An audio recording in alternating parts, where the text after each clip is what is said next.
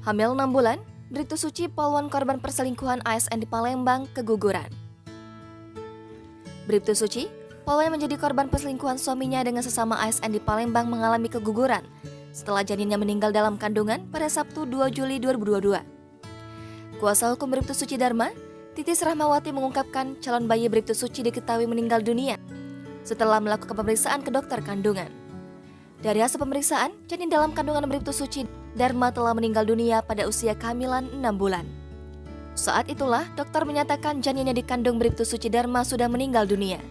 Sebelumnya, melalui unggahan di Instagram pribadi, Bribtu Suci Dharma telah mengunggah informasi meninggalnya bayi yang ada di dalam kandungannya.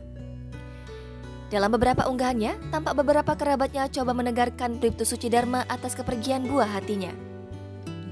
Pertama kali Bribtu Suci Dharma muncul di hadapan publik pada Selasa 21 Juni 2022.